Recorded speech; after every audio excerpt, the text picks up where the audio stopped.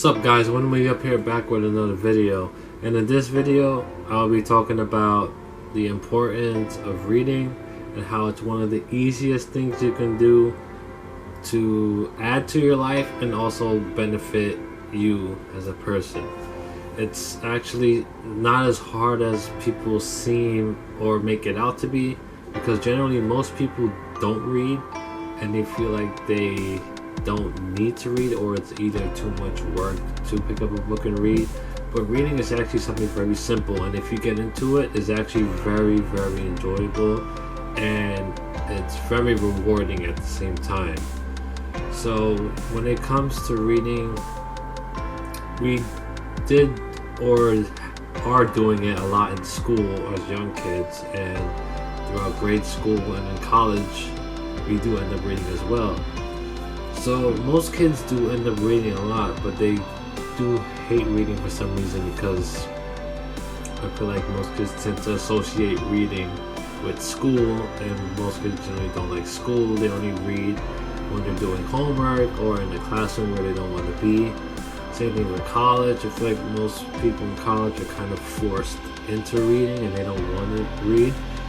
So once people graduate college or high school or are done with school, pretty much most people stop reading.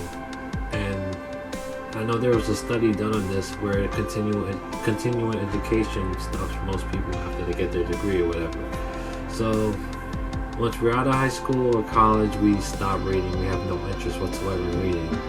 And I feel like that's really a missed opportunity, because it actually doesn't take much to read or to pick up a book. I mean, going to the library is free, and reading can be very enjoyable if we actually use it or actually read something that we want to read, because we do it all the time.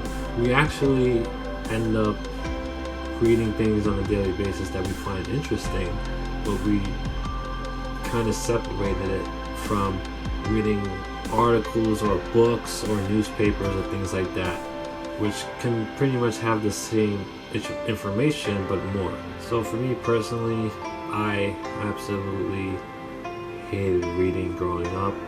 My mom would force me to read. Well, I hated picking up books to read outside of school, especially on summer break. My mom would force me to read. I would just try to get through it and not really soak up any of the information, and I didn't realize how fun reading was until I got into college, and one of my advisors advised me to read a book about a biology about Ben Carson, because I was interested in doing pre-med at the time, and he had a book about his life and how he got into medical school and how he got his doctorate and all the things like that. So that was the first book I picked up in years that I actually enjoyed, and from that moment on, which was about 2015, so about 4 years ago, I've been reading ever since. Now I haven't been reading consistently, but I have been reading a lot more than I have in the past, and I realized I've missed so many things. I've missed out on so many information and knowledge I could have gained throughout the years by putting reading off to the side. It actually takes nothing to get a book. I mean, you can go to the library. Most of us or all of us have library cards, which we don't use. It's free to get one. You have unlimited access to pretty much almost all the books you can ask for, and I started to take advantage of that once I started reading. I remember last year I read about 14 books in total last year, and I'm planning to increase that every year going forward. So when it comes to reading, it's one thing to just read, and it's another thing to actually take notes and actually use it to benefit you. Because if you just read and don't soak up anything from it, or take notes or actually use it to apply to your life, then it's almost like wasting time, because the way our brain works, I heard that reading, my brain retains the least amount of information from reading as opposed to visualizing something or doing something. But reading can also be a great opportunity if you do it a lot and consistently, and actually take notes and take your time with it, so that you're not just wasting your time. You are very selective and smart with the books that you choose to read. So you could use reading for entertainment as well. So reading doesn't have to specifically be for learning or knowledge. And also I feel like reading exercises your brain more than just watching a movie or videos online for entertainment or anything like that. I feel like reading a book benefits you more for entertainment as opposed to watching a movie.